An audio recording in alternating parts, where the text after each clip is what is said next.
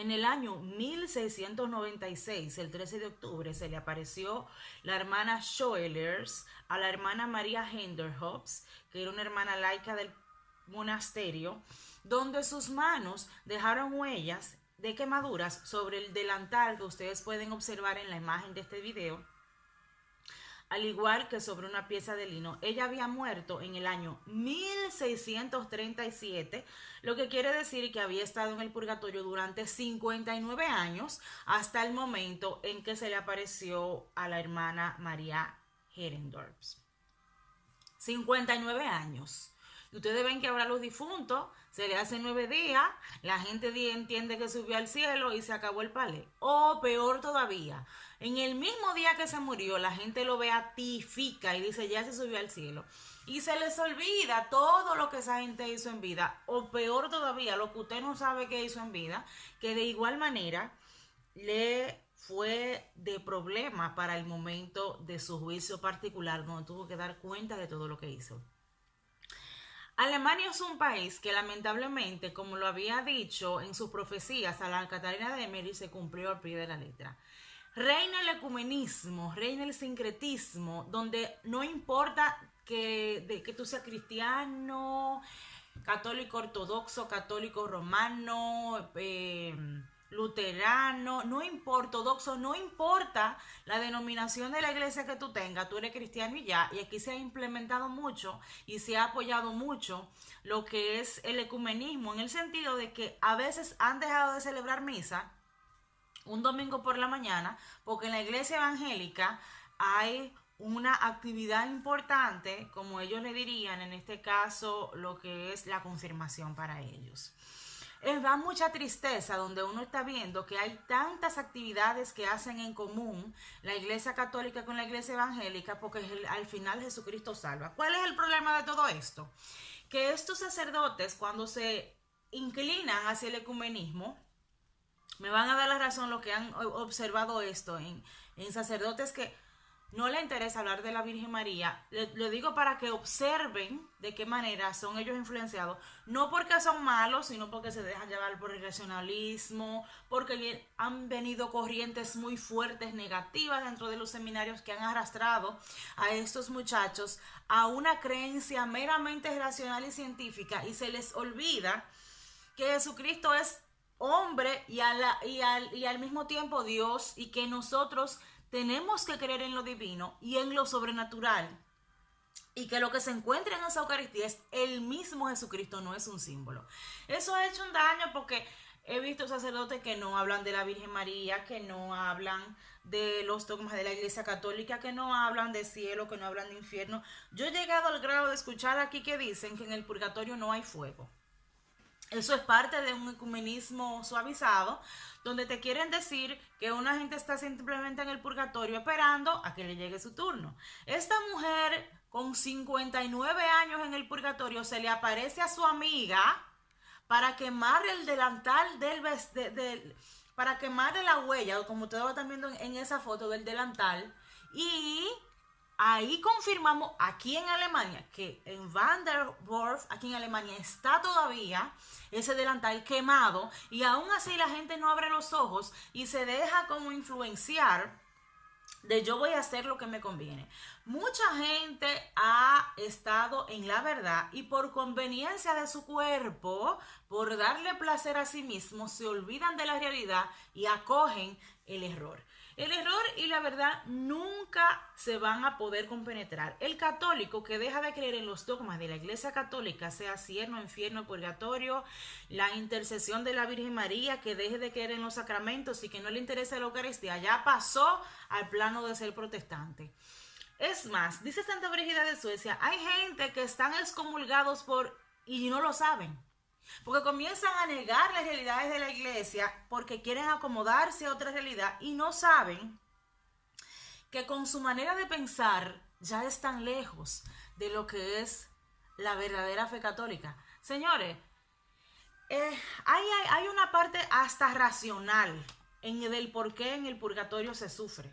Cuando usted en su cuerpo tiene alguna herida y usted llega a la emergencia, hay que limpiarle la herida y eso duele. Inyectar la anestesia con la aguja, eso también duele. Después, cada vez que le topan esa herida, eso duele. Pero mientras más grande la herida, todavía mucho más grande el dolor. Para poder depurar esa herida, mucho más grande el dolor, que cada vez que usted va a tocar esa herida, duele. Porque para la desinfección duele. Eso pasa con el pecado. Mientras más pecado usted tenga, más va a doler su purificación. Eso es cuestión hasta de lógica.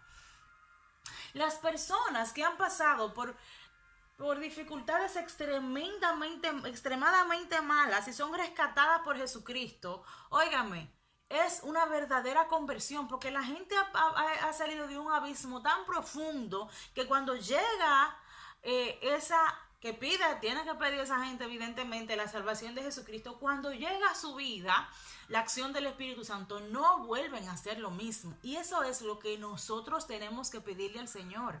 Yo no puedo negar o que en el purgatorio haya fuego, o simplemente que existe el purgatorio, porque alguien con sus ideas modernistas quiera cambiarme la vida. Miren, señores, hasta en Isaías capítulo 6 versículo 5, ustedes no se acuerdan cuando Isaías viene y le dice: Señor, yo tengo labios impuros en un pueblo impuro. ¿Qué hace Yahvé de los ejércitos? Le manda un querubín para que le purifique los labios. Así tenemos nosotros que ser purificados para que nuestra alma, como le dice en Apocalipsis capítulo 12, llegue a santidad al Señor, porque nadie sin santidad podrá ver al Señor. Pero vamos a hablar acerca de Mateo capítulo 18 versículo 34.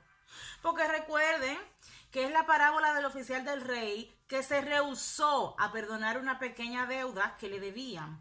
Aun cuando su amo le perdonó a él primero su deuda, que era mucho más grande, la que él tenía con él, su señor, muy enojado, lo entregó a que lo castigara hasta que pagara toda la deuda.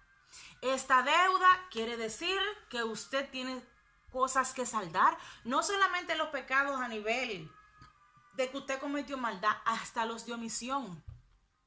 Porque yo querer acomodarme y querer negar realidades de la iglesia solo porque a mí no me conviene a nivel corporal, sí, porque espiritualmente a usted no le conviene, o sea, a mi alma no le conviene el negar la penitencia, a mi alma no le conviene el negar que yo deba santificar las fiestas. ¿Por qué no le conviene? Porque es beneficioso para yo poder observar la realidad de lo espiritual. El alma, mientras más pura está, más puede tener la conexión con el Señor. Por eso las almas puras son las que tienen una realidad de lo que es el amor de Jesucristo. Porque la contaminación espiritual lo aleja a usted de la pureza de la Virgen María, lo aleja a usted de la pureza de Jesucristo, lo aleja a usted de lo que es una vida sana espiritual.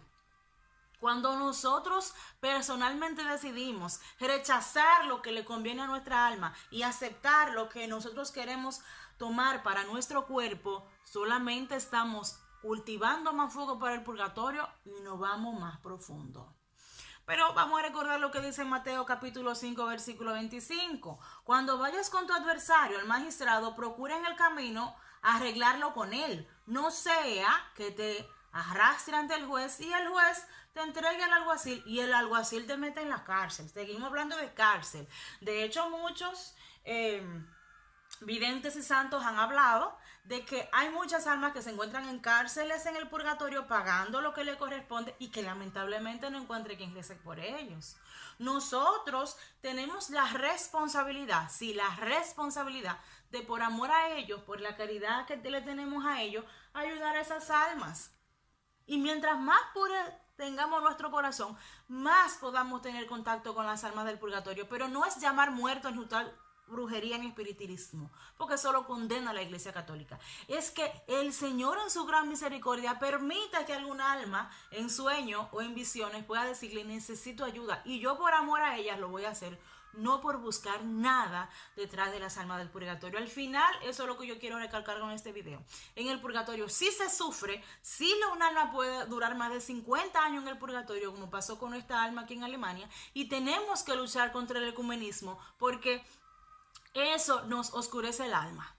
Y tomar en cuenta, mis hermanos, que este apostolado esta entrega hacia esas almas es algo que vale la pena. Y yo lo digo por experiencia propia, porque siento que una felicidad muy grande, yo siento que a esto fue que el Señor me llamó y siento una plenitud en mi alma de saber que yo estoy haciendo algo por alguien que no puede hacer nada por sí mismo.